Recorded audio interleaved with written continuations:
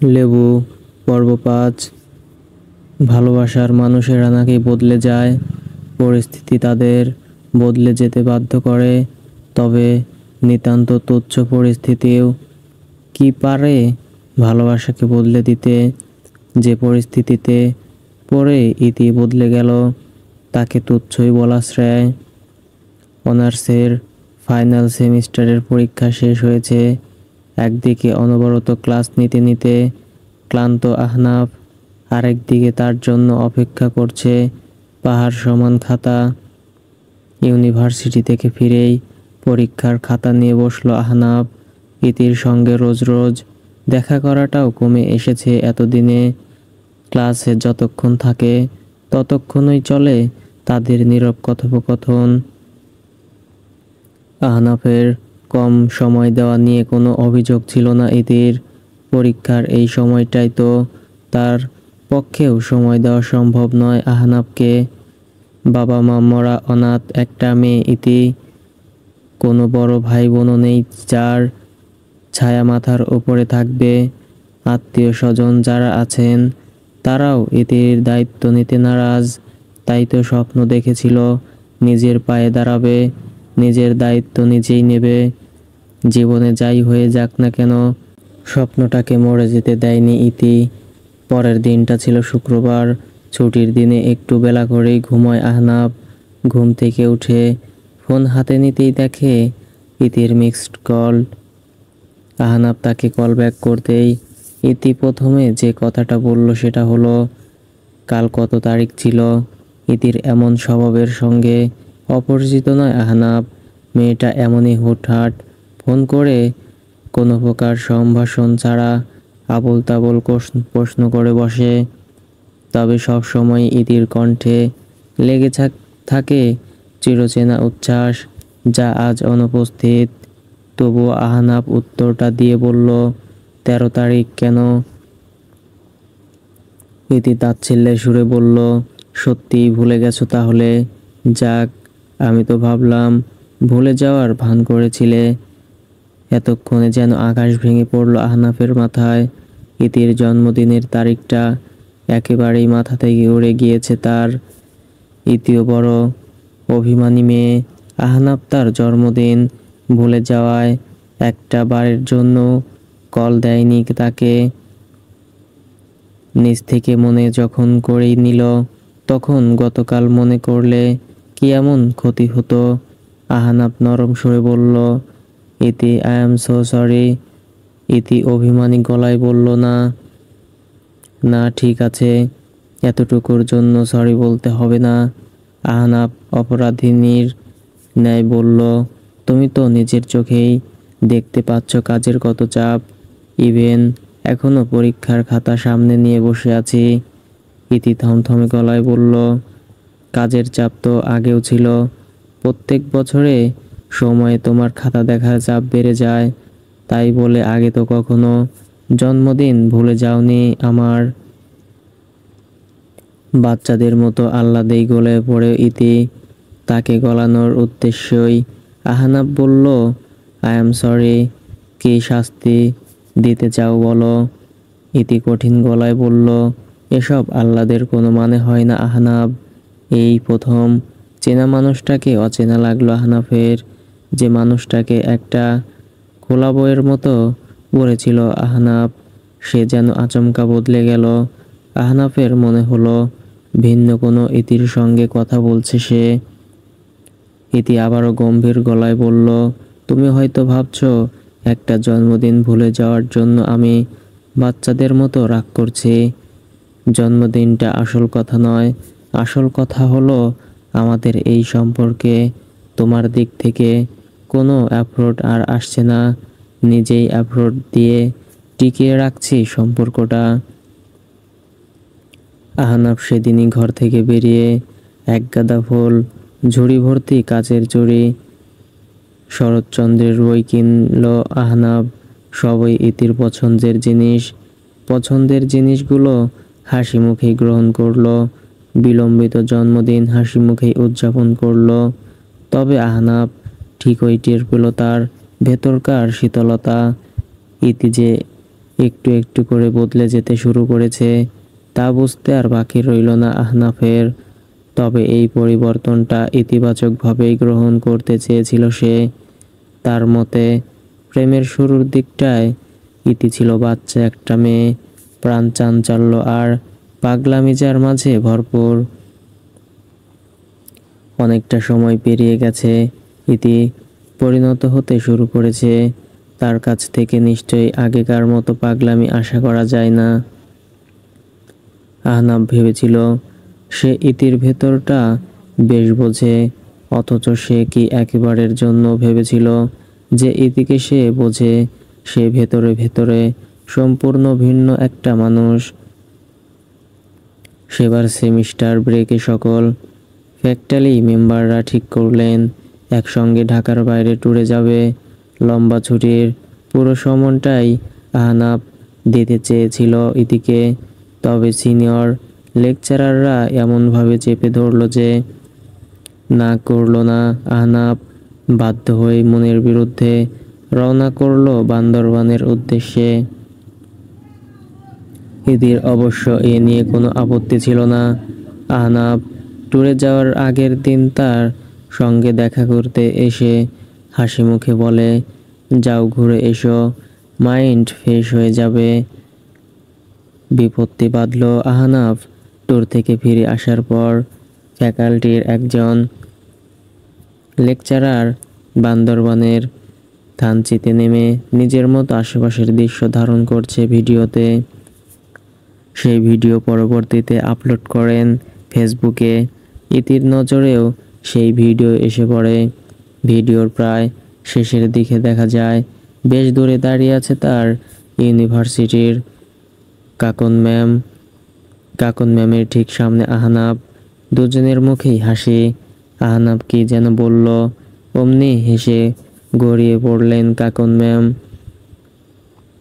রীতিমতো গা জ্বলে যাওয়ার মতো দৃশ্য ইতির জন্যে, তবুও যথেষ্ট শান্ত ভঙ্গিতে ভিডিওটা আহনাফকে দেখিয়ে বলল, ভালো লাগে কাকন ম্যামকে।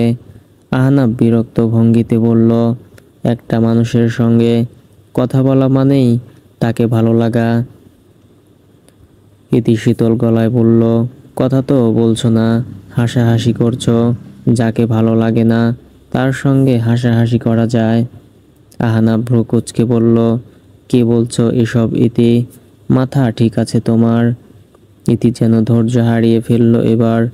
রীতিমতো অগ্নিকণ্ঠে বলল, এখন তো মনে হবেই আমার মাথা ঠিক নেই। নতুন গার্লফ্রেন্ড পেয়ে গেছো না? ইতির এই রূপটা আগে কখনো দেখেনি আহনাফ ভীষণভাবে, তাই চমকে উঠল সে। চোখে মুখে স্পষ্ট হয়ে ফুটে উঠল সেই চমক। মনে হলো যেন এক পলকে চেনা মানুষটা একেবারে অচেনা হয়ে উঠল। কাছের মানুষটা সরে গেল বহুদূরে। আহনাফ তাকে শান্ত করার চেষ্টা করে বলল, এসব কি যা তা বলছো তুমি? একসাথে ঘুরতে গিয়ে কাউকে অ্যাভয়েড করা সম্ভব নয়, এটা তুমি জানো। তার উপরে মানুষটা আমার কলিগ। ইতি আক্ষেপের সুরে বলল, কাউকেই তোমার পক্ষে অ্যাভয়েড করা সম্ভব নয়, আমি বাদে। সেই কবে থেকে বিয়ের কথা বলে আসছি, প্রত্যেকবার এড়িয়ে গেছো তুমি। আহনাফ ভ্রু কুঁচকে বলল, এখানে আবার বিয়ের কথা আসছে কেন? এই যে আবারও এড়িয়ে যাওয়ার চেষ্টা করছো তুমি। সত্যি করে বলো তো আহনাফ, তুমি কি সত্যিই আমার ব্যাপারে সিরিয়াস নাকি কেবল ব্যবহার করে যাচ্ছ আমাকে? ইতির এই কথাটায় আহনাফের রাগ সকল সীমা ছাড়িয়ে গেল। প্রায় 3 বছর ধরে যে মানুষটাকে তার ধ্যান জ্ঞান, তার মুখে এমন অপবাদ যে কতটা কষ্টদায়ক তা শুধু আহনাফই বোঝে। আহনাফ রাগে হিতাহিত জ্ঞান হারিয়ে বলল, আধা ঘন্টার মধ্যে রেডি হয়ে বাসা থেকে নেমে এসো। ইতি কিছু বলার আগেই ফোনটা কেটে দিল আহনাফ। মনে মনে যে সিদ্ধান্ত সে নিয়ে ফেলেছে তা কতটুকু ঠিক কতটুকু ভুল সেই বোঝার ক্ষমতা ততক্ষণে হারিয়ে ফেলেছিল আহনাফ। তার মনে একটা চিন্তাই ঘুরপাক খাচ্ছে বারবার, ইতি তার সম্বন্ধে যে ভুল ধারণা পুষে রেখেছে, তা ভাঙাতে হবে। আহনাফ নিজের ঘর থেকে বেরিয়ে পাশের ঘরে উকি দিতেই দেখল সাবা উৎফুল্ল ভঙ্গিতে আয়নার সামনে দাঁড়িয়ে চুল বাঁধছে। আহনাফ দরজার কাছে দাঁড়িয়েই বলল, সাবা বের হচ্ছিস? সাবা ভাইয়ার দিকে ফিরে হাসি মুখে বলল, হ্যাঁ, তোমাকে বলেছিলাম না আজ অরুণের জন্মদিন, আমরা সবাই একসঙ্গে মাওয়া ঘাটে যাচ্ছি সেলিব্রেট করতে। আহনাফ শুকনো গলায় বলল, একটু পরে বের হতে পারবি? কেন? কয়েক মুহূর্ত চুপ করে থেকে আহনাফ বলল, আমি ঠিক করেছি এদিকে বিয়ে করব। সাবা অবাক চোখে তাকিয়ে রইল আহনাফের দিকে, যেন ভিন্ন গ্রহের কোনো ভাষার কথাটা বলল আহনাফ। সে যে এই মুহূর্তে আচমকা এমন কিছু বলে বসবে ভুলেও কল্পনা করেনি সাবা। তবে বিস্ময়টা আরেকটু বাড়িয়ে দিয়ে আহনাফ বলল, আজই? সাবা বিস্ময়ে খাবি খেয়ে বলল, আজই? হ্যাঁ। আহনাফ ঘরের ভেতরে পা রেখে বিছানার একপাশে বসল। তার চোখ মুখে প্রবল ক্লান্তি আর হতাশার ছাপ। সাবা তার পাশে বসে তার কাঁধে হাত রেখে বলল, বাবা মাকে জানিয়েছ? না। সাবা অস্থির গলায় বলল, তারা তো ইতির কথা কিছুই জানে না। আহনাফ শীতল গলায় বলল, বিয়ের পর একেবারে জানবে। সাবা এবারও বিস্মিত হয়ে বলল, তুই তাদের না জানিয়েই বিয়ে করবি? আহনাফ চুপ করে রইল। জীবনের কোনো সমীকরণই মিলছে না এই মুহূর্তে, অথচ সমীকরণগুলো মেলাবে বলে ব্যাকুল হয়ে আছে তার মনটা। সমীকরণ মেলাতে না পারার ক্লান্তিতে জর্জরিত তার মনটা। সাবা কয়েক মুহূর্ত চুপ করে থেকে বলল, এত তাড়াহুড়ো? আহনাফ আক্ষেপের সুরে বলল, ইতি মনে করে আমি ওর থেকে দূরে সরে যাচ্ছি, ওর ধারণা আমি বদলে যাচ্ছি, আমি যে আগের মতোই আছি সেটা বোঝাতেই বিয়েই সিদ্ধান্ত নিয়েছি। স্বাভাবিক ভঙ্গিতে বলল, ভাইয়ার আগের মাথায় এত বড় একটা সিদ্ধান্ত নেওয়া ঠিক হবে না। আহনাফ জোর গলায় বলল, রাগের মাথায় কোথায়, ঠান্ডা মাথাতে এই সিদ্ধান্ত নিয়েছি। আর বাবা মা, আজ না হলেও কোনোদিন না কোনোদিন তো বিয়েটা করতেই হতো। সেদিনও লুকিয়ে বিয়ে করেই পরে তাদের জানাতাম। কেন? কারণ ইতি মধ্যবিত্ত ঘরের মেয়ে, বাবা মা নেই, কোনো সোশ্যাল স্ট্যাটাস নেই, এমন একটা মেয়ের সাথে আমার বিয়েতে মা কোনোদিনও রাজি হবে না। তার চেয়ে ভালো বিয়েটা আগে হয়ে যাক, পরে তারা জানবে। এই চিন্তাটা সবার মাথাতেই এসেছিল যখন সে জানতে পেরেছিলেন তার ভাইয়ের সাথে ইতির সম্পর্কের কথা। আমির সাহেব ও ফাহমিদা বেগম দুই ছেলে মেয়েকেই স্বাধীনভাবে বড় করেছেন, তাদের কোনো সিদ্ধান্তে হস্তক্ষেপ করেনি কখনো। তবে ছেলে মেয়েদের বিয়ের প্রসঙ্গ এলেই বদলে যায় সেই চিন্তাধারা। ফাহমিদা বেগম বরাবরই বলেন, সারা দেশ খোঁজে সব থেকে সুন্দরী মেয়েটাকে নিজের ছেলের বউ বানাবেন, যে মেয়ে যোগ্যতায় হবে আহনাফের সমান, যে মেয়ের পরিবারের তাদের মতোই সম্মান আছে। সেই অর্থে ইতির তো কিছুই নেই, কি করে এই মেয়েটাকে পছন্দ করবেন ফাহমিদা বেগম? আপাতত সেই চিন্তা ছেড়ে ফেলে আহনাফ বলল, আমি ইতিকে নিয়ে কাজী অফিসে যাচ্ছি, তুই চল সাক্ষী দিবি। কথাটা বলতে বলতেই উঠে দাঁড়ালো আহনাফ। সবাই স্থির হয়ে বসে রইল ঠিক আগের জায়গাতেই। সতর্ক কণ্ঠে বলল, কাজটা ঠিক হচ্ছে না ভাইয়া। ঠিক ভুল জানি না, আপাতত তুই তো আমাকে সাপোর্ট কর। সাপা পাশে দাঁড়ালো তার ভাইয়ার। আহনাফ তার আরও কয়েকজন বন্ধু বান্ধবদের খবর দিয়ে ডেকে আনলো। ইতু কিছু বুঝে ওঠার আগেই বিয়েটা হয়ে গেল তাদের। আহনাফের এমন আকম্বিক সিদ্ধান্তে তার বন্ধু বান্ধবীরা অবাক না হয়ে পারল না। যথেষ্ট বুদ্ধিমান ছেলে আহনাফ, রাগের মাথায় হুটহাট সিদ্ধান্ত নিয়ে ফেলার মতো মানুষ তো সে নয়। সব থেকে বেশি অবাক হয়েছিলেন ফাহমিদা বেগম এবং আমির সাহেব। তাদের বাধ্য ছেলে যে তাদের না জানিয়ে বিয়ে করে ফেলবে, এমনটা হয়তো স্বপ্নেও ভাবেনি তারা। আহনাফের ধারণাই সত্যি হলো। ইতিকে তেমন একটা পছন্দ করলেন না ফাহমিদা বেগম। তবুও নতুন পুত্রবধূর প্রতি অনীহা থেকে ছেলের ওপর অভিমানের পাল্লাই অধিকতর ভারী হলো। দুটো মানুষ বিয়ে যেহেতু করেই ফেলেছে, বিয়েটা তো আর অস্বীকার করা যায় না। ফাহমিদা বেগম এবং আমির সাহেব অভিমান নিয়েই মেনে নিলেন ইতিকে। আহনাফ বাবা মায়ের কাছে আরেক দফা ক্ষমা চেয়ে বলল, কয়েকটা দিন নিজেদের মতো কাটাতে চায় তারা। ধানমন্ডিতে আহনাফের নামে একটা ফ্ল্যাট আছে, সেই ফ্ল্যাটেই আপাতত উঠতে চাইছে ইতিকে নিয়ে। ফাহমিদা বেগম ভেবে পেলেন না কি এমন আছে এই মেয়ের মাঝে যে ছেলে তাদের না জানিয়েই বিয়ে করে ফেললো তাকে। এখন আবার পরিবার থেকে আলাদা হয়ে তার সঙ্গেই থাকতে চাইছে। যা খুশি করুক, একরাশ আক্ষেপ নিয়ে ছেলের এই সিদ্ধান্তেও মত দিলেন ফাহমিদা বেগম। কাজী অফিস থেকে আহনাফের বাবা মায়ের মুখোমুখি হওয়া পর্যন্ত পুরোটা সময় ভয়ে সংকোচে তটস্থ হয়েছিল ইতি। বেশ বুঝতে পারছিল আহনাফ প্রচণ্ড রেগে আছে তার উপরে, যে রাগটা যাতে বেড়ে না যায়, তাই কোনো প্রকার কথাও ইতি বলেনি তার সঙ্গে। প্রথম কথাটা বলল তাদের নিজের ফ্ল্যাটে ঢুকে। ভয়ে ভয়ে ইতি বলল, তোমার এত রাগ জানতাম না তো। আহনাফ গম্ভীর গলায় বলল, আজ থেকে জেনে রাখো।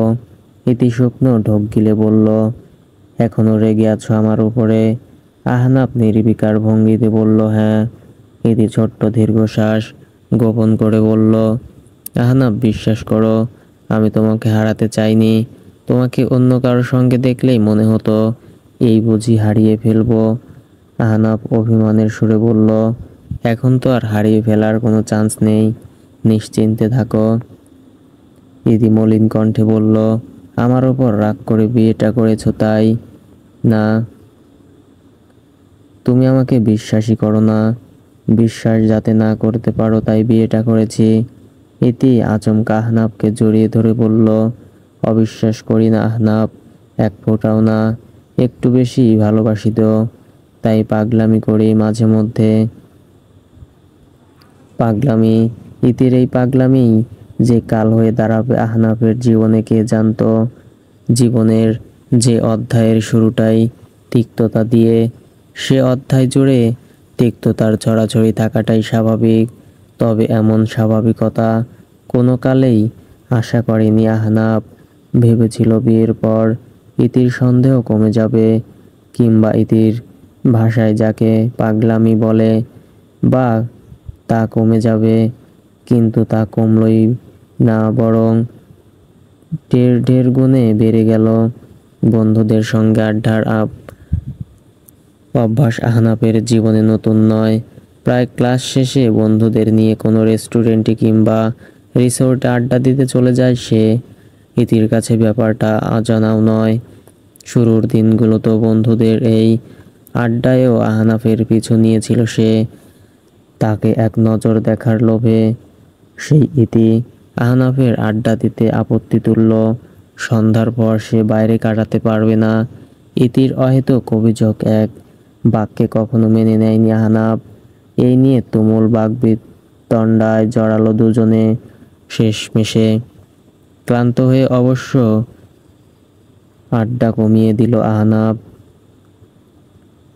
ইতির সঙ্গে আলাদা ফ্ল্যাটে থাকলেও সপ্তাহে দু একদিন আহনাফ বাবা মা আর বোনের সঙ্গে বাড়িতে ডিনার করত। সেই ডিনারে উপস্থিত ছিল না ইতির। যেহেতু বাবা মা কখনো ইতিকে সেভাবে মেনে নেয়নি, ইতিও তাদের সামনে অপ্রস্তুত হয়ে পড়ে, তাই দুই পক্ষকে একটু সময় দিতে চেয়েছিল আহনাফ। এই নিয়েও ইতির ঘোর আপত্তি। তার মতে ঘন ঘন বাবা মায়ের সঙ্গে দেখা করতে গেলে তারা ভাববে বউয়ের কাছে আহনাফ ভালো নেই। আসলেই কি ভালো ছিল আহনাফ নিজেই বুঝতে পারছিল না।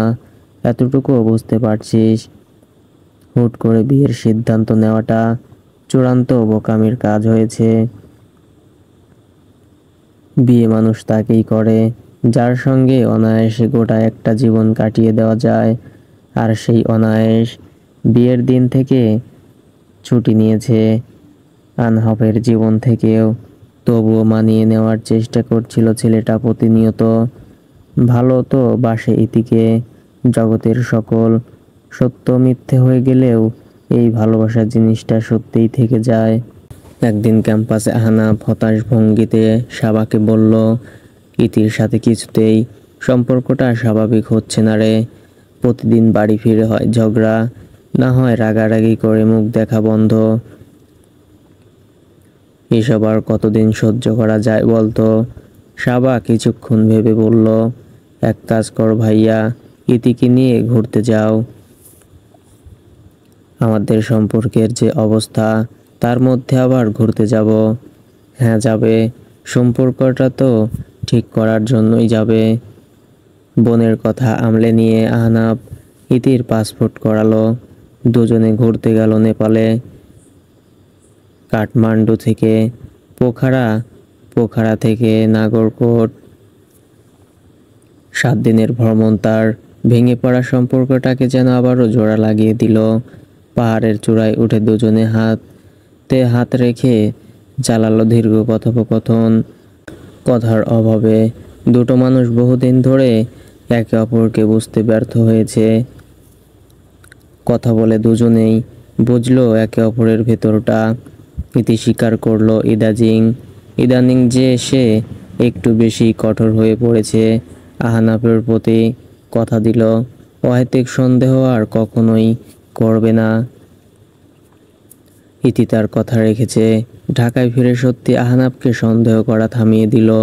দুজনের সম্পর্কটা ঠিক আগের মতোই উজ্জ্বল, রঙিন, প্রাণে ভরপুর। কয়েকটা মাস এভাবেই কেটে গেল। ইতির আর সাবার মাস্টার্সের ফাইনাল সেমিস্টার চলছে। সাবা ওদিকে গ্র্যাজুয়েশনের আগেই চাকরির অফার পেয়ে গেছে নিউজ চ্যানেল বাংলার বাতাস থেকে। আমির সাহেব এবং ফাহমিদা বেগম অভিমান ভুলে ততদিনে পুত্রবধূকে আপন করেও নিয়েছেন। ঠিক হলো ইতির গ্র্যাজুয়েশনের পর ধুমধাম করে আবারও বিয়ের অনুষ্ঠান হবে তাদের। ফাহমিদা বেগম নিজে বরণ করে ছেলের বউকে ঘরে তুলবেন। জীবনে আনন্দের ছড়াছড়ি। সবারই বোধ হয় শেষবারের মতো প্রশস্ত ঠোঁটে হেসেছিল আহনাফ। বুক ভরে স্বস্তির নিঃশ্বাস ফেলেছিল। এরপরের দিনগুলো আর কখনোই হাসি নেমে আসেনি তার ঠোঁটে। ইতির কোনো আত্মীয় স্বজন বা আপনজন নেই বলে আহনাফ বিয়ের পরপরই তাদের ফ্ল্যাটটা লিখে দিয়েছিল ইতির নামে। তার সমস্ত ব্যাংক অ্যাকাউন্টের নমিনিও ইতি।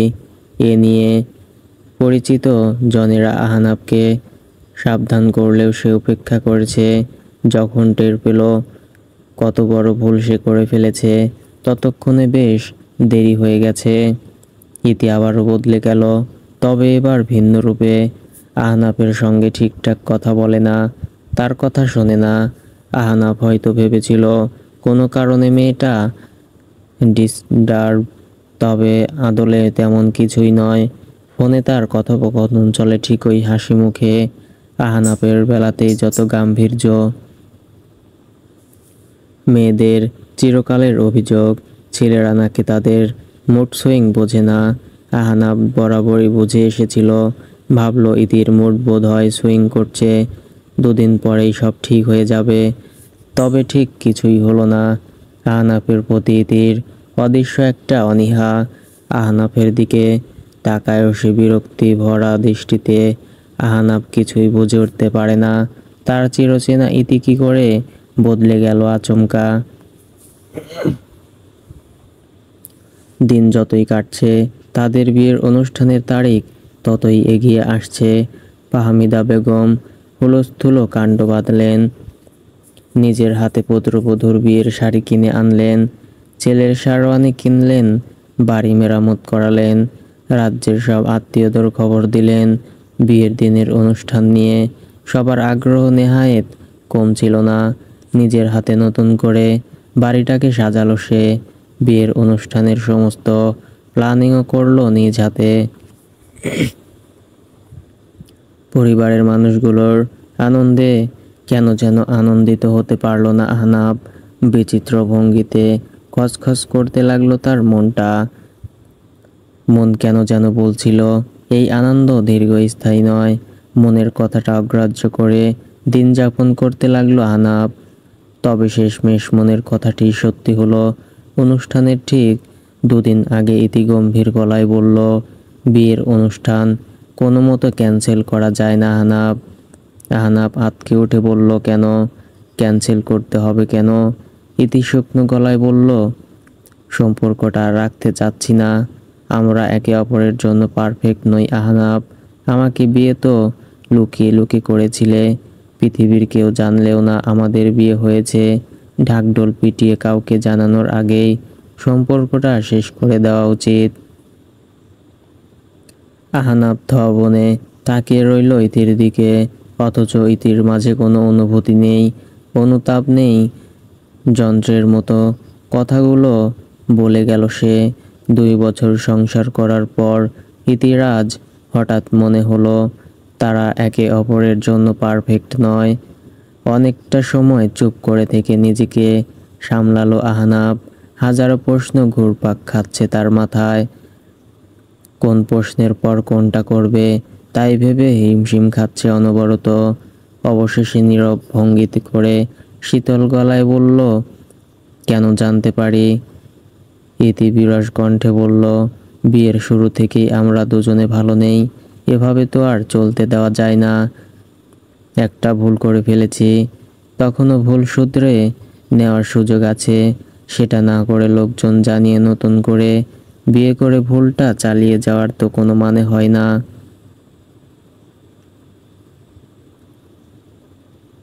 চোখ বন্ধ করে লম্বা একটা শ্বাস নিয়ে আহনাব শান্ত গলায় বলল, ছেলেটাকে?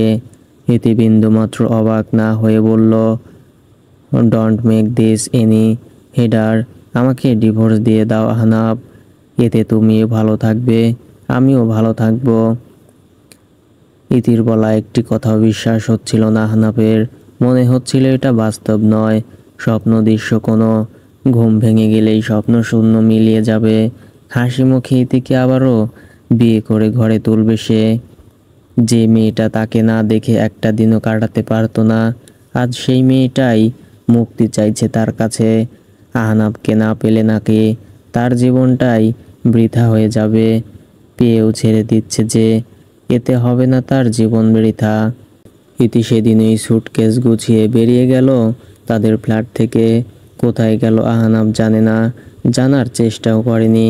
তার মস্তিষ্ক কেবলই সদ্য পাওয়া ধাক্কা সামলানোর চেষ্টা করছে, বারবার ব্যর্থ হচ্ছে। বিয়ের অনুষ্ঠান আর হলো না। ফ্ল্যাট ছেড়ে বাবা মায়ের কাছে বাড়িতে ফিরে গেল আহনাব। ভেতরে ভেতরে নিমিষেই ভেঙে পড়ল ছেলেটা। কখনো হয়তো আশাই করেনি আচমকা এক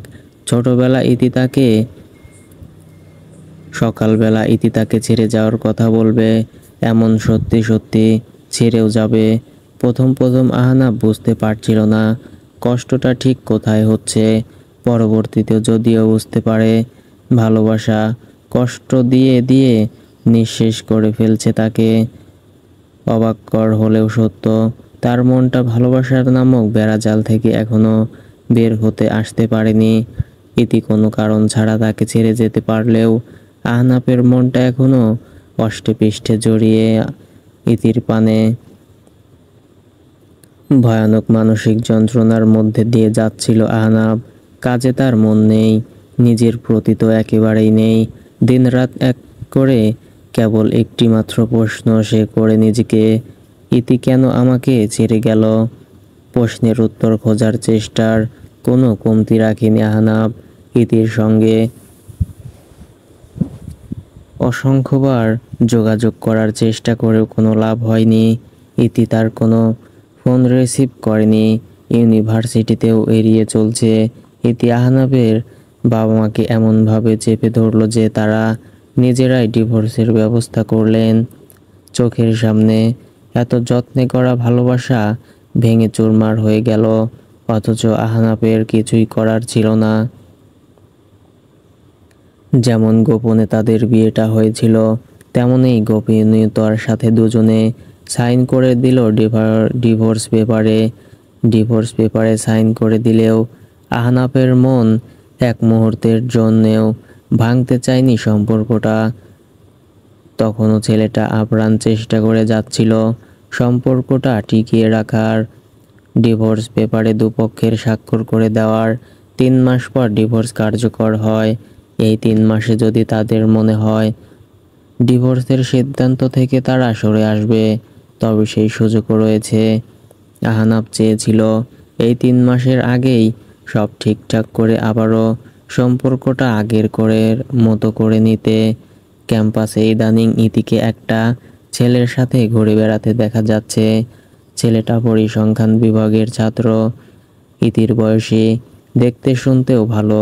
ছেলেটার সঙ্গে ক্যান্টিনে বসে হাস্যোজ্জ্বল ইতির সিঙ্গারা খাওয়া, ক্লাস শেষে ছেলেটার বাইকের পেছনে বসে তার কাঁধে হাত রাখা আহনাফকে একটু একটু করে শেষ করে দিচ্ছিল।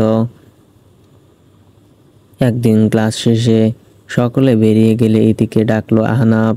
গম্ভীর গলায় জিজ্ঞেস করলো, ছেলেটার সাথে তোমার কি? ইতি বিরক্ত গলায় বলল, তাতে তোমার কি?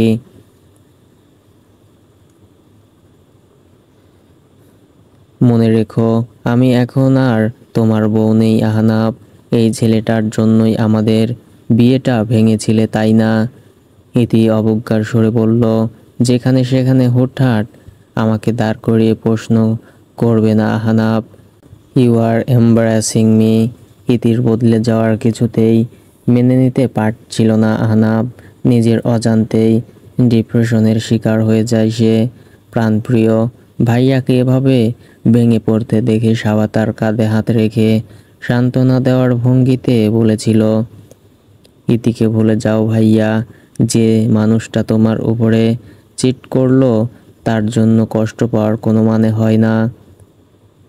আহনাফ শুকনো গলায় বলল, ভালোবাসি তো এখনো, কি করব বল? সাবা মলিন কণ্ঠে বলল, ও তোমার ভালোবাসার যোগ্য নয় ভাইয়া। যোগ্য অযোগ্যের বিচার করে ভালোবাসা পেলে বোধ হয় ভালোই হতো। এই পৃথিবীতে বেহায়া মনগুলো অযোগ্যদেরই ভালোবেসে যায়। আহনাফের মনটা ততদিনে বড্ড অস্থির হয়ে উঠেছিল। বেপরোয়া হয়ে উঠেছে তো তার চিন্তাগুলো। ইতির সঙ্গে কথা বলার জন্য মনটা ছটফট করে যাচ্ছে অনবরত। তবে ইতি না রিসিভ করছে তার ফোন কল, না দিচ্ছে দেখা করার সুযোগ।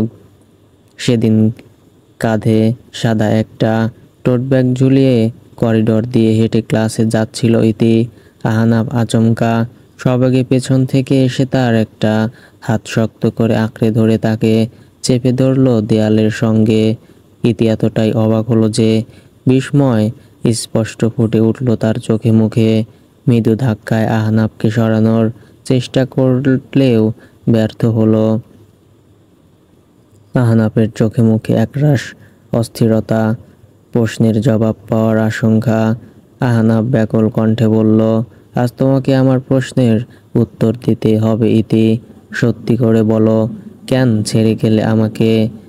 না, তার আগে বলো, কেন এসেছিলে আমার জীবনে? শান্ত শিষ্ট আহনাফকে এই প্রথম পাগলামি করতে দেখে রীতিমতো থ বনে গেল ইতি। তার বিস্ময় অপেক্ষা করেই আহনাফ বলল, আমি তো চাইনি তোমাকে। কেন পাগল পাড়া ভালোবাসায় ডোবালে আমাকে? আমাকে ভালোবাসায় পাগল করে কেন নিজেই আমার জীবন থেকে চলে গেলে? কেন করেছিলে এসব? আমাকে ধ্বংস করে দেওয়ার জন্য নাকি আমার সম্পত্তি পাওয়ার লোভে?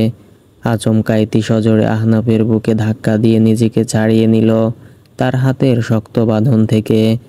আহনাফ টাল সামলাতে না পেরে পিছিয়ে গেল কয়েক পা। ইতি দাঁতে দাঁত চেপে বলল, তোমাকে বাড়াবাড়ি করতে নিষেধ করেছিলাম আহনাফ। তুমি কল্পনাও করতে পারবে না এখন আমি কি করব। লম্বা লম্বা পা ফেলে ইতি চলে গেল আহনাফের সামনে থেকে। সিঁড়ি বেয়ে নিচে ঝড়ের গতিতে পা বাড়ালো ভাইস চ্যান্সেলরের কক্ষে। ভিসি সাহেব আইসি ভঙ্গিতে কয়েকজন অতিথির সঙ্গে আলাপ করছিলেন। ইতিকে দেখে যার পরনাই বিরক্তি হলেন সে। তার বিরক্তি আমলে না নিয়ে ইতি অগ্নিকণ্ঠে বলল, আমাদের ফিজিক্স ডিপার্টমেন্টের লেকচারার আহনাফ আমির একটু আগে 3 তলার করিডোরে আমাকে অ্যাসল্ট করার চেষ্টা করেছে। সিসিটিভি ফুটেজ মিলিয়ে দেখা হলো সত্যিই ফিজিক্সের লেকচারার আহনাফ আমির মাস্টার্স ফাইনাল সেমিস্টারের ছাত্রী ইতিকে আচমকা পেছন থেকে এসে দেয়ালের সঙ্গে চেপে ধরেছে। ইতি ছাড়া পেতে চাইছে, কিন্তু আহনাফ তাকে শক্ত করে চেপে ধরে অস্থির কণ্ঠে কি যেন বলছে। আহনাফকে জরুরি তলব করা হলো ভিসির রুমে। যখন সে জানতে পারলো তার বিরুদ্ধে এমন ভয়ঙ্কর অভিযোগ করেছে ইতি, তার পায়ের তলা থেকে যেন মাটি সরে গেল। একটা মানুষ কতটা নিচে নেমে গেলে এমন ভয়ঙ্কর মিথ্যা অভিযোগ করতে পারে তার বিরুদ্ধে। এতকাল চেপে রাখা সত্যিটা অবশেষে বলেই দিল আহনাফ, ইতি আমার স্ত্রী, প্রায় 2 বছর আগে বিয়ে হয়েছে আমাদের। এবার ভিসি সাহেবের অবাক হওয়ার পালা।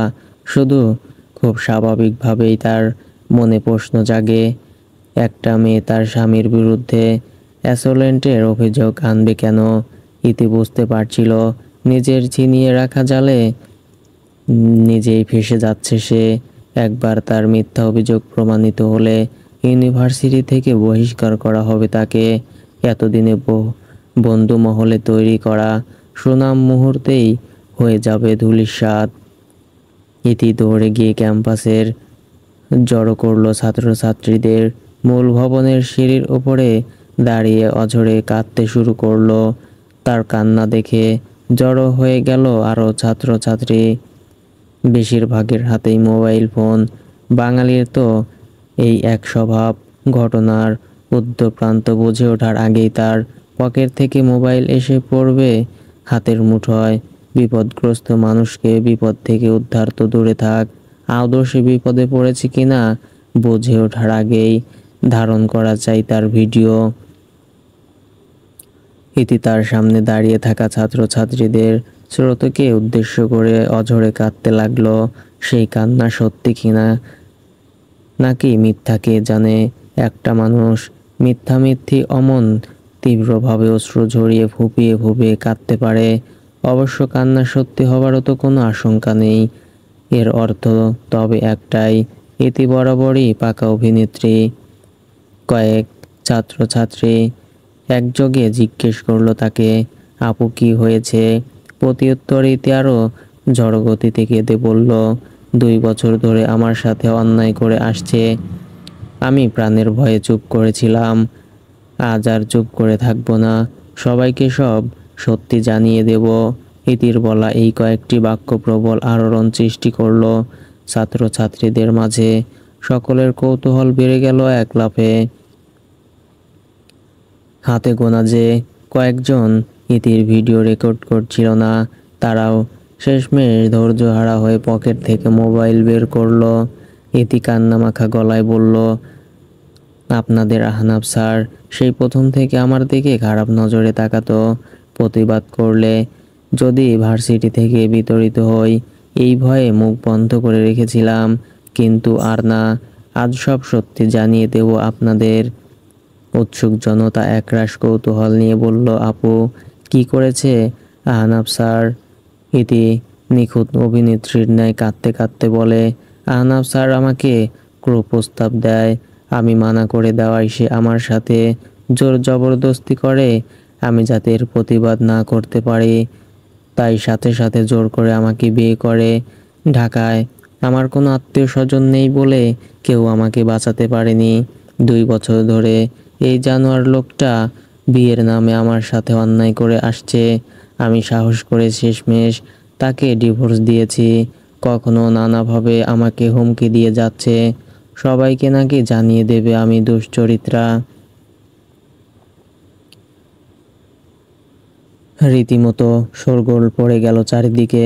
ছাত্রছাত্রীরা রাগে ফেটে পড়ে জড়ো হলো ফ্যাকাল্টি রুমের সামনে। সে করেই হোক আহনাফ আমিরকে ক্যাম্পাস থেকে ঘাড় ধাক্কা দিয়ে বের করবে তারা। এদিকে তাদের ধারণ করা ভিডিও নিমিষেই ছড়িয়ে পড়ল সামাজিক যোগাযোগ মাধ্যমে। একটা ভিডিও যে কত দ্রুত ফেসবুকে ভাইরাল হতে পারে, এই ভিডিও তার প্রমাণ। ইতির অঝরে কাঁদতে কাঁদতে বলা কথাগুলো ঘুরপাক খাচ্ছে ফেসবুক জুড়ে। গ্রুপে গ্রুপ ছড়িয়ে গেল এই একটা ভিডিও। সকলের একটাই কথা, আহনাফের দৃষ্টান্তমূলক শাস্তি চাই।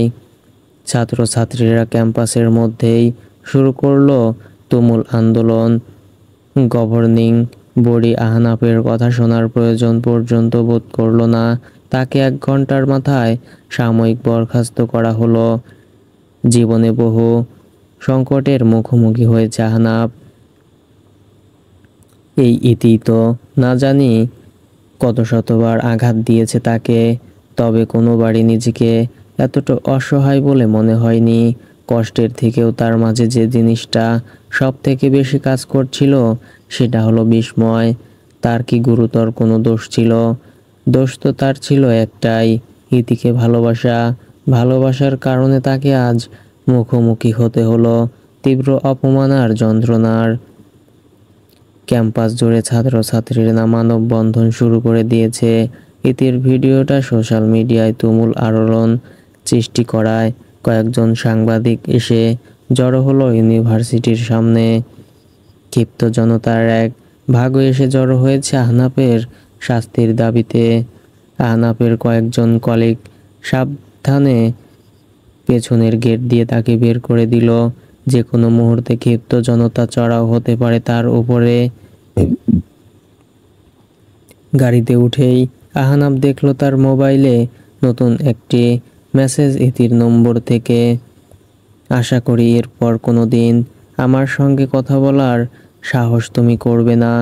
আহনাফ চাইলেই পারতো এই মেসেজটা গভর্নিং বোর্ডের সদস্যদের দেখাতে কিংবা ফেসবুকে উন্মুক্ত করে দিতে, কিন্তু আহনাফ সেসবের কিছুই করলো না। তীব্র হাহাকার চারিদিক থেকে ঘিরে ধরল তাকে। এই প্রথম সে উপলব্ধি করল ইতি কোনোদিন ভালোবাসেনি তাকে।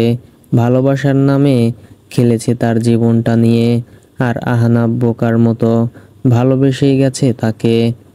বাড়ি ফিরে আহনাফ ঘরেই বসে রইল সারাদিন। সাবার যেদিন ইউনিভার্সিটিতে কোনো ক্লাস ছিল, সে বান্ধবীদের সঙ্গে ঢাকা থেকে একটু দূরে 300 ফিটে বেড়াতে গিয়েছিল সে। ফেসবুকে ঢুকে আচমকা ইতির এই মিথ্যায় ভরা ভিডিওটা দেখে মাঝে মধ্যেই ইউটার্ন নিতে বাড়ি ফিরে আসে। তাদের বাড়ির সামনে তখন প্রচুর মানুষের ভিড়, বেশিরভাগই তাদের ইউনিভার্সিটির ছাত্রছাত্রী। কারো কারো হাতে লম্বা সব ব্যানার, হাতে লেখা লম্পট আহনাফ আমিরের ফাঁসি চাই। সাবার বুকটা ধক করে কেঁপে উঠল। ভিড় থেকে কোনো মতে গাড়ি নিয়ে ঢুকলো সে বাড়ির ভেতরে। ফাহমিদা বেগম এবং আমির সাহেবের চিন্তিত মুখগুলো দেখলো সে সবার আগে। সাবা উদ্বিগ্ন উৎকণ্ঠিত স্বরে বলল, এসব কি হচ্ছে মা? ফাহমিদা বেগম হতাশ কণ্ঠে বলল, মেয়েটা আহনাফের সর্বনাশ করে ছাড়লো। আহনাফ নাকি ওকে জোর করে বিয়ে করেছিল। এই দুটো মানুষকে শুরু থেকে দেখে আসছে সাবা। ইতির পাগলামি, আহনাফের বাবার তৃষ্ণা কোনো কিছুই অজানা নয় তার। ইতির এই পাগলামির জন্যই তো আহনাফ বিয়েটা করেছিল, জোর তো করেনি। ইতি ছুটে গেল ভাইয়ার ঘরের সামনে। কয়েকবার দরজায় টোকা দিতেই বেরিয়ে এলো আহনাফ। চিরহাস্যোজ্জ্বল ছেলেটাকে এতটা নিস্তেজ হয়ে পড়তে কখনো দেখেনি সাবা। মনে হচ্ছিল যেন প্রাণ নেই তার মাঝে। দরজা খুলে দিয়ে আহনাফ দুর্বল ভঙ্গিতে গিয়ে বসলো বিছানার একপাশে। সাবা তার পাশে গিয়ে বসলো। রাগে কষ্টে হাত পা রীতিমতো থরথর করে কাঁপছে তার। অথচ আহনাফ বড্ড স্বাভাবিক। অবশ্য স্বাভাবিক বললে ভুল হবে, প্রাণহীন। সাবার আগে ফুঁসতে ফুঁসতে বলল, ভাইয়া তুমি ইতের নামে কেস করবে?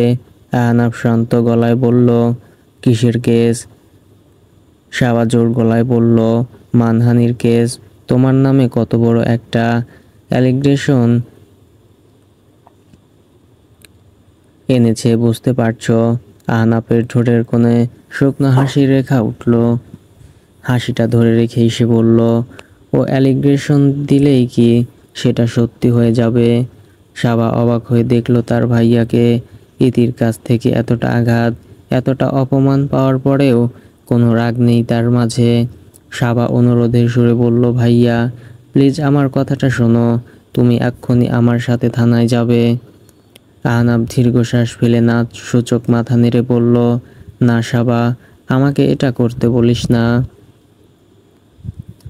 সাবা একরাশ আক্ষেপ নিয়ে বলল, কেন ভাইয়া, তুমি এখনো ওই মেয়েটাকে প্রশ্রয় দিয়ে যাচ্ছ? এখনো? সাবার চোখ দুটোতে জল টলমল করছে। ভাইয়ার প্রতি এই অন্যায় অভিযোগ সহ্য করা সম্ভব হচ্ছে না তার পক্ষে। অথচ আহনাফ শীতল ভঙ্গিতে তার চোখের জলগুলো মুছে দিয়ে বলল, প্রশ্রয় তো সেই দিন থেকেই দিয়ে যাচ্ছি, শুরু থেকেই ভুল করে আসছি, আজ না হয় আরেকবার ভুলটা করলাম। সাবা বুঝতে পারল না কি করবে সে, কি করে ভাইয়াকে বোঝাবে। ইতির বিরুদ্ধে একটা পদক্ষেপ নিতে বড্ড ভেঙে পড়েছে মানুষটা। তার মস্তিষ্ক নির্ঘাত, আর 10টা স্বাভাবিক মানুষের মতো কাজ করছে না। সাবা কিছু একটা বলতে যাবে তার আগেই আহনাফ তার কাঁধে হাত রেখে বলল, তুই যা, বাবা মা সামলা, আমি ঠিক আছি। সাবা চোখ ভরা জল নিয়ে বলল, কেন ইতিকে ক্ষমা করছো ভাইয়া? আহনাফ আবারও সেই শুকনো হাসিটা হেসে বলল, নিজেকে ক্ষমা করেছি সাবা। ইতিকে শুরু থেকে প্রশ্রয় দিয়ে যে ভুলটা করেছিলাম, সেই ভুলকে ক্ষমা করার চেষ্টা করছি। আহনাফের এই কথাটার মানে সেই দিন সেই মুহূর্তে বুঝতে পারেনি সাবা। আহনাফকে একা থাকতে দিয়ে বাবা মায়ের সঙ্গে সঙ্গে বসার বাসার সঙ্গে বসে রইল সাবা। সকলের মাঝে অদৃশ্য একটা ভয়, অজানা এক শঙ্কা। কিসের ভয় তারা নিজেরাও জানে না। দিন গড়িয়ে সন্ধ্যা হবার সাথে সাথে বাড়ির বাইরের ভিড়ও কমতে থাকে। দু একজন এখনো আছে, তবে তাদের মাঝে আন্দোলনের কোনো প্রবলতা নেই। বাড়ির সামনে দাঁড়িয়ে নিজেদের মাঝেই আড্ডা দিয়ে যাচ্ছে, কিংবা বলা ভালো আহনাফ আমিরের চরিত্রহীনতা নিয়ে আলোচনা করছে। মনের মাঝে একরাশ কালো মেঘ নিয়ে ফাহমিদা বেগম রান্না করতে গেলেন। সাবাও গেল তার পিছু পিছু তাকে সাহায্য করতে। তারা দুজনে একসঙ্গে রান্নাঘরে এলো। পুরোটা সময় গল্পেই মেতে থাকে, তবে আজ কারো মুখেই কোনো কথা নেই। এদিকে আমির সাহেব আত্মীয় স্বজনদের একের পর এক ফোন কল সামলাতে ব্যস্ত। ফাহমিদা বেগম রাতের খাবারের জন্য ছেলেকে ডাকতে তার ঘরের দরজায় টোকা দিলেন। একবার, বেশ কয়েকবার। অপর প্রান্ত থেকে কোনো সাড়া শব্দ নেই।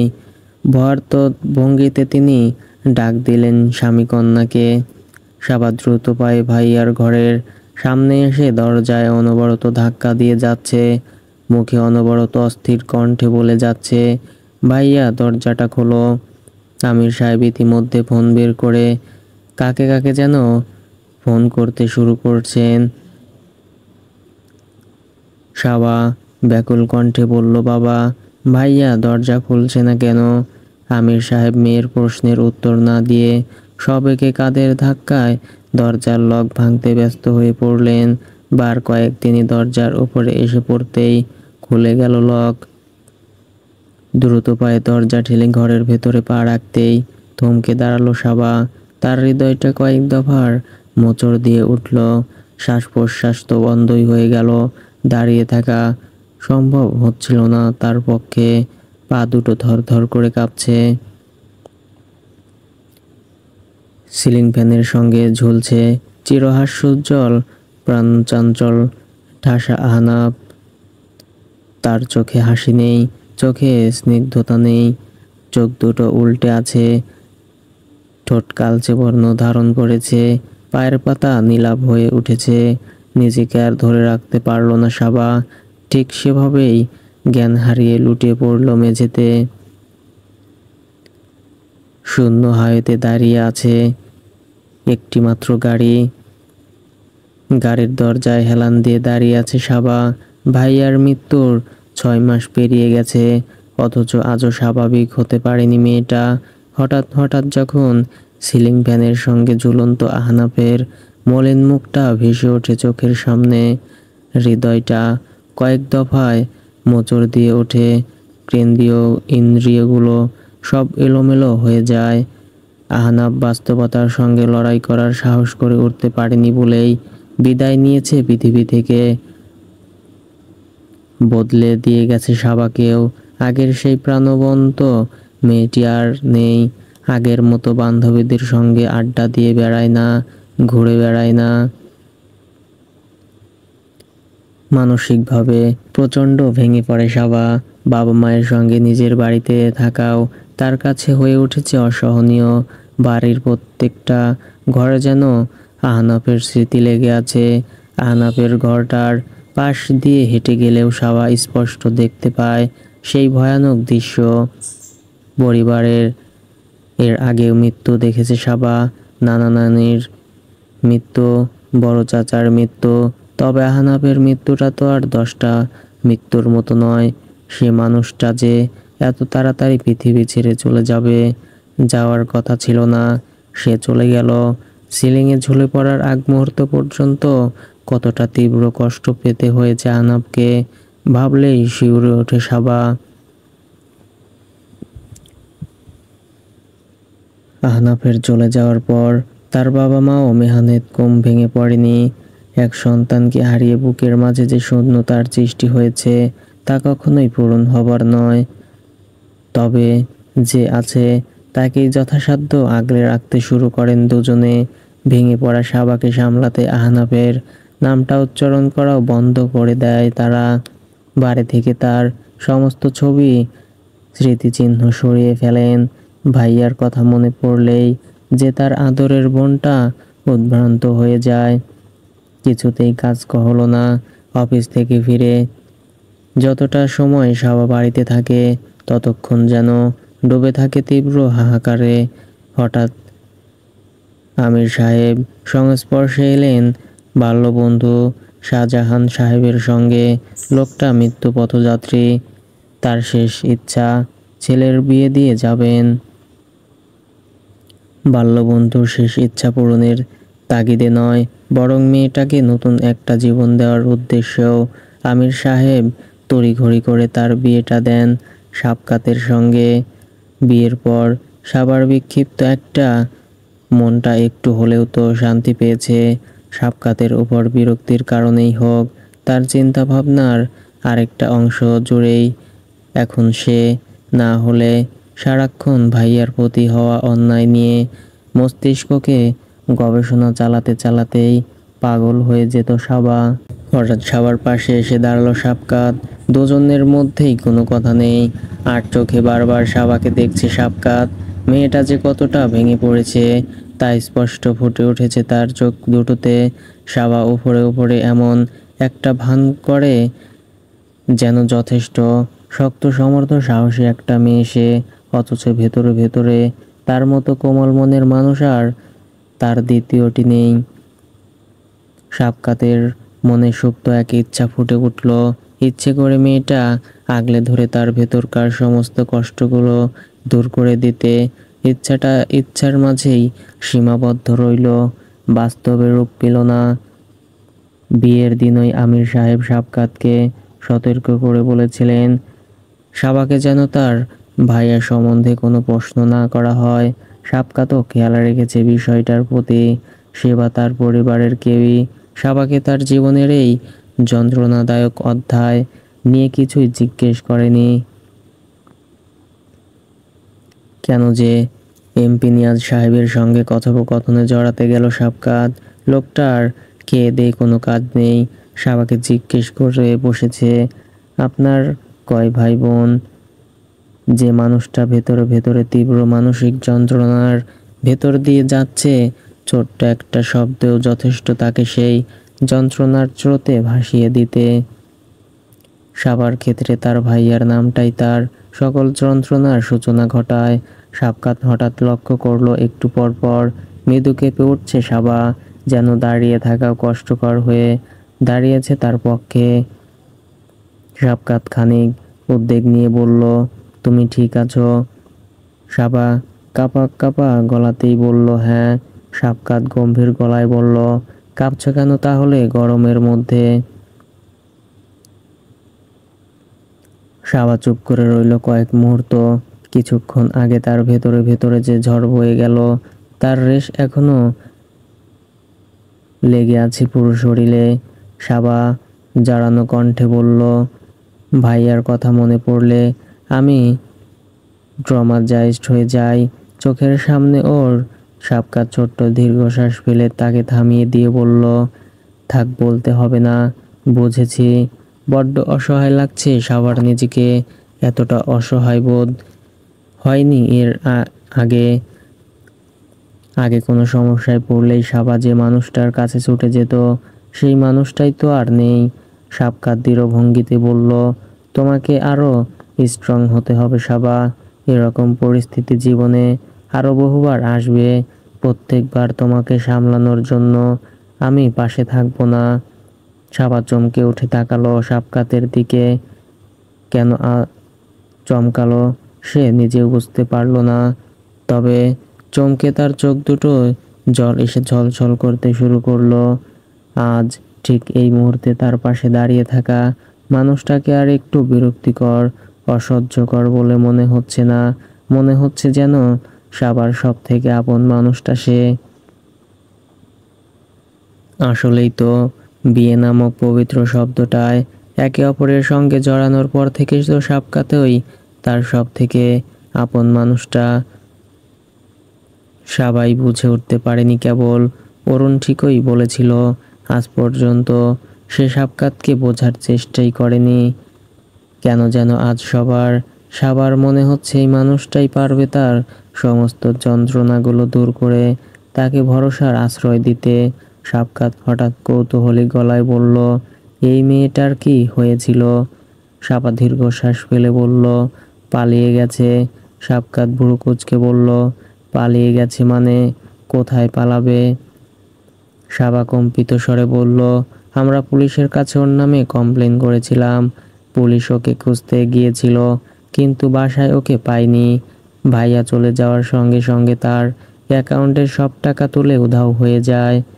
সাবকাত লক্ষ্য করলো আবারও ঘোলাটে হয়ে আসছে সাবার দৃষ্টি, আবারও ভারী হয়ে উঠছে তার নিঃশ্বাস। সাবকাত তাকে সামলানোর জন্য বলল, চলো বাসায় যাই। ড্রাইভিং সিটে বসে সাবকাত লক্ষ্য করলো সাবার চোখে মুখে স্পষ্ট ক্লান্তির ছাপ। দিনভর দৌড়ঝাঁপ করছে মেয়েটা, তাকে পার্টিতে নিয়ে যাওয়াটাই ভুল হয়েছে। সাবা চোখ দুটো বুজে গা এলিয়ে দিল প্যাসেঞ্জার সিটে। সাবকাত ক্ষীণ নরম স্বরে বলল, সাবা। সাবা চোখ দুটো বুজে রেখেই ক্লান্ত স্বরে বলল, সাবা। বড্ড মায়া লাগলো সাবকাতের। ক্লান্তিতে কষ্টে কেমন নিস্তেজ হয়ে পড়েছে মেয়েটা। এমন সাবাকে দেখে তো অভ্যস্ত নয় সে। তার চোখে রাগে ঝগড়াটে সাবাই মানানসই। শুকনো হাসি ফুটে উঠল সাবকাতের ঠোঁটের কোণে। হাসিটা দ্রুত মুছে ফেলে সাবকাত বলল, সিট বেল্টটা বাঁধো। সাবা তৎক্ষণাৎ চোখ দুটো মেলে কম্পিত, হাত দুটো বাড়িয়ে দিল সিট বেল্টের দিকে। সিট বেল্টের বাঁধার সময়ও তার হাত দুটো অনবরত কাঁপছে। তাকে এমন বিপাকে দেখে সাবকাত নিজেই এগিয়ে গেল সাবার উপর, ঝুঁকে পড়ে যত্ন নিয়ে বেঁধে দিল সিট বেল্ট। অবাক্কর বিষয় হলো বিন্দুমাত্র অস্বস্তি লাগলো না সাবার, বরং সাবকাতের শরীর থেকে ভেসে আসা কড়া পারফিউমের ঘ্রাণে মাতোয়ারা হয়ে চোখ দুটোতে ঘুম এসে জায়গা করে নিল। সাবকাত গাড়ি স্টার্ট দেওয়ার প্রায় সঙ্গে সঙ্গেই গভীর ঘুমে তলিয়ে গেল সাবা। সাবকাতের একবার ইচ্ছে হলো গাড়িটা কোনো সুবিধাজনক জায়গায় পার্ক করে দীর্ঘক্ষণ মেয়েটার মুখের দিকে তাকিয়ে থাকতে। ঘুমন্ত সাবাকে এর আগে কখনো দেখেনি সাবকাত। মেয়েটার ঘুমন্ত মুখটার মাঝে এত মায়াকে জানতো। ইচ্ছেটা দমিয়ে রেখেই ড্রাইভ করে সে এসে বাড়ির সামনে গাড়িটা থামালো সাবকাত। সাবার চোখে মুখে গাঢ় ঘুম। গাড়ি থেকে থেমে যাওয়ার পরেও ঘুম ভাঙল না তার। সাবকাত ডাকলো কয়েকবার, সাবা, সাবা। তবুও কোনো প্রকার হোলদোল নেই সাবার মাঝে। সাবকাত এবার সাবার বাহুতে হাত রেখে মৃদু ধাক্কা দিয়ে বলল, সাবা, এই সাবা।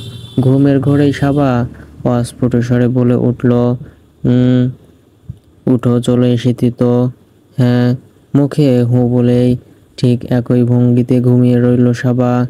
সাবকাতের হাসি পেয়ে গেল রীতিমতো। সর্বক্ষণ যে মেয়েটা ঝগড়া করার জন্য নতুন নতুন অজুহাত খোঁজে, সে ভেতরে ভেতরে আস্ত একটা বাচ্চা। ডাকাডাকি করেও যখন কোনো লাভ হলো না, সাবকাত গাড়ি থেকে নেমে পড়ল। সাবার দিকে দরজাটা খুলে তার সিট বেল্টটা খুলে দিল।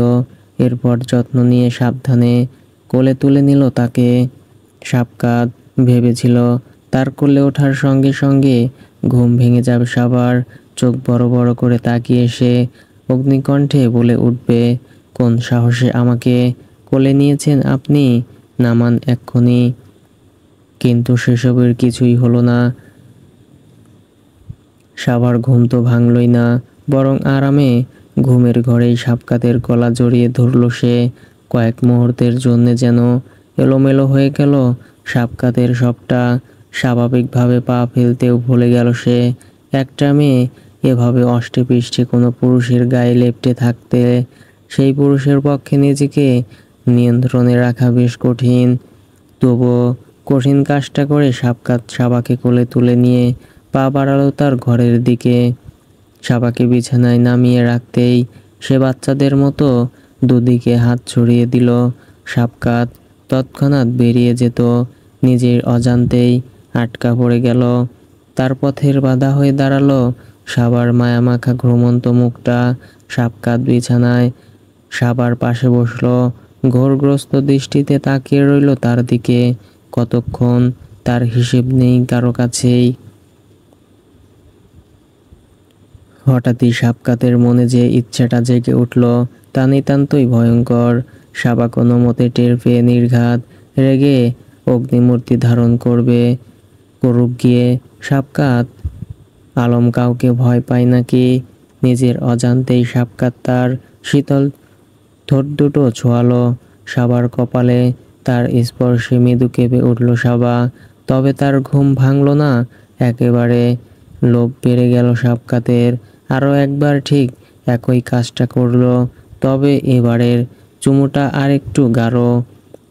এবারও ঘুম ভাঙল না সাবার। সাবকাতের সাহস লোভ দুটোই বেড়ে আকাশচুম্বী। একটা একটা করে না জানি কতগুলো গাঢ় চুম্বন সে ভরিয়ে দিল সাবার মুখটা। তবুও যেন তৃষ্ণা মিটছে না। সাবকাত বুঝি এবার প্রেমে পড়েই গেল। সো ফ্রেন্ডস, গল্পটি কেমন হয়েছে অবশ্যই কমেন্ট করে জানিয়ে দিবেন, এবং নিত্য নতুন গল্প দেখতে চাইলে চ্যানেলটি সাবস্ক্রাইব করে পাশে থাকবেন। Thanks for watching.